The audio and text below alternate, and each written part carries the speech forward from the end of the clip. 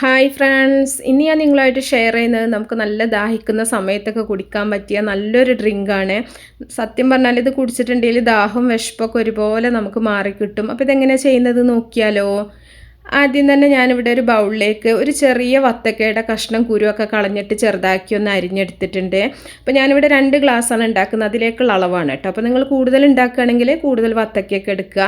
വത്തക്ക എന്ന് പറഞ്ഞാൽ വാട്ടർമെലൺ ആണ് കേട്ടോ.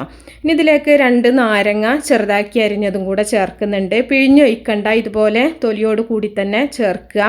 ഇനി 2-3 പച്ചമുളക് അരിഞ്ഞതും കൂടെ ചേർക്കുക. നല്ല എരിവുള്ള മുളകാണെങ്കിൽ കൂടുതൽ ചേർക്കണ്ട കേട്ടോ, ചെറിയൊരു എരിവ് മാത്രമേ ഇതിന് ടേസ്റ്റ് ഉണ്ടാവുള്ളൂ. ഇതിലേക്ക് ഷുഗർ സിറപ്പാണ് ചേർക്കുന്നത്. ഇപ്പോൾ പഞ്ചസാര വെള്ളം ചേർത്തിട്ട് ഒന്ന് അലിയിച്ചിട്ട് നമ്മൾ തണുപ്പിച്ചെടുത്തിട്ടുള്ളതാണ്. അത് നിങ്ങളുടെ മധുരത്തിനനുസരിച്ചിട്ട് ചേർക്കുക. വത്തക്ക നല്ല മധുരമുള്ളതാണെന്നുണ്ടെങ്കിൽ അതിനനുസരിച്ചിട്ട് മധുരം മതിയല്ലോ, അതുകൊണ്ടാണ് പറഞ്ഞത് കേട്ടോ. ചില വത്തക്ക നല്ല മധുരം ഉണ്ടാവും.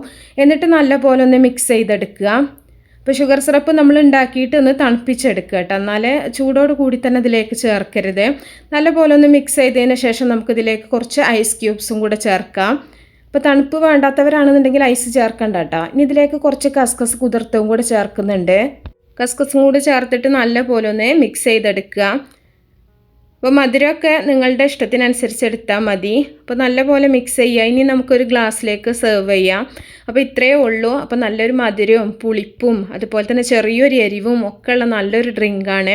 അപ്പോൾ നല്ല തണുപ്പിച്ചിട്ട് കഴിക്കുകയാണെങ്കിൽ നല്ല ടേസ്റ്റാണ്. അപ്പോൾ എല്ലാവരും ഉണ്ടാക്കി നോക്കുക. ഇഷ്ടപ്പെട്ടാൽ ലൈക്ക് ചെയ്യുക, അതുപോലെ ഷെയർ ചെയ്യുക, മാക്സിമം സപ്പോർട്ട് ചെയ്യുക. അപ്പോൾ നല്ല റെസിപ്പികളൊക്കെ ആയിട്ട് നമുക്ക് അടുത്തൊരു വീഡിയോയിൽ കാണാം. ഓക്കേ.